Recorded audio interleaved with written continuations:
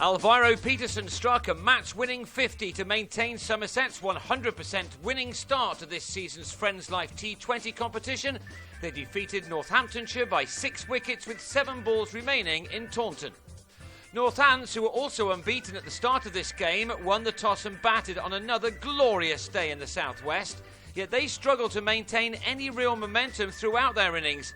Yasser Arafat started with a maiden and, after Richard Levy hit a couple of boundaries off Alphonso Thomas on his return to Taunton, the South African top-edged a pull to Peter Trigo at mid-on.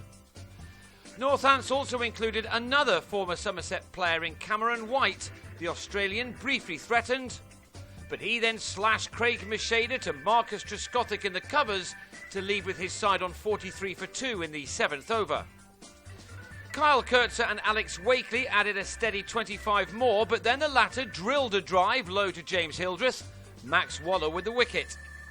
On this surface, with a lightning outfield, a run rate of around 6 and over was certainly not enough, and the Steelbacks were also 4 down in the 11th when Kurtzer failed to get enough on this shot off Steve Kirby to give Craig Kieswetter a simple catch at long on.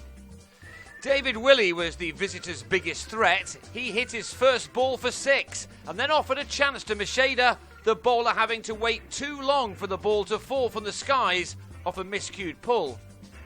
Willey began his career as a bowler but has impressed many with his batting this season, and Waller was the latest to see why. This went for 6. Willey received some valuable support from Matt Spreagle, who ensured that wickets were in hand for a slog in the final 5 overs. Northants went into them on 99 for 4 and had advanced that to 119 midway through the 18th when Spreagle, on a runner ball 22, was too quickly through his shot off Thomas and gave a catch to Hildreth. The visitors did finish strongly, however. Willey was nearly caught at short fine leg but instead added another boundary.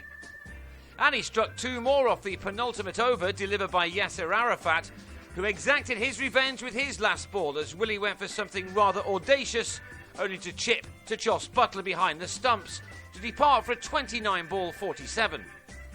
Thomas then bowled David Murphy with his slower delivery, leaving it to Ben Duckett to hit 10 runs off the last 2 balls, including this splendid maximum, which carried his team to a total of 152 for 7 from their 20 overs. Thomas the pick of the bowlers with 3 for 33. That didn't look anywhere near enough in these conditions, but Trescothick failed to get off the mark in this competition as he secured his 2nd duck when he edged his 4th ball from Willey to Cameron White. The good news as far as Somerset are concerned is that they are a team which has a very strong batting lineup, one which must be up with the very best in the country in this form of the game. If 1 or 2 don't come off, it's likely others will, and that means that they can keep on going on the attack, something that Kieswetter and Trigo did now. Kieswetter was outstanding in that classic win over Gloucestershire on Friday, but this time he didn't middle his shot off Willey to give Spreagle the chance at long on, one he took to leave Somerset on 50 for 2 after 9 overs, the batsman gone for 21. It wasn't the explosive start that many may have expected, but it was good enough, and now allowed Trigo and Peterson to really go for their shots.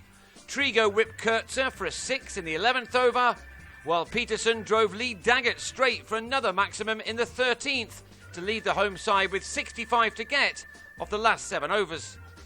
There was a little moment of tension when Trigo missed a sweep off Graham White and was LBW for a runner ball 41.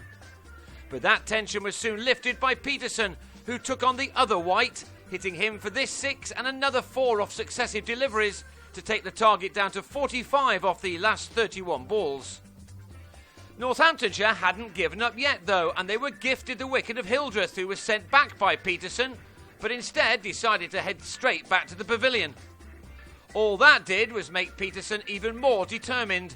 2 fours off Azarullah followed in the next over before he creamed the returning Willey through the covers. He then toe-ended the next ball to get the run he required to bring up his 50. He'd needed just 29 balls for it, from which he'd struck 4 fours and 2 sixes. It was the innings which was the big difference between these two teams. 17 were needed off the last 2 overs and it could still have been close, but Peterson hit 2 more fours and then Azarullah bowled a high full toss which flew straight to the boundary for 6 no balls. So in the end, the last over wasn't even needed. 5 deliveries from Azarullah brought Somerset 19 runs, more than they actually wanted, with Peterson clipping the winning hit through mid-wicket. He ended unbeaten on a brilliant 64, which had been made off only 35 balls, and because of that, Somerset had won rather comfortably. They took the game by 6 wickets with 7 balls remaining to make it 2 out of 2 so far, and they'll be confident of many more wins once they finish off their championship match with Sussex, which starts on Monday.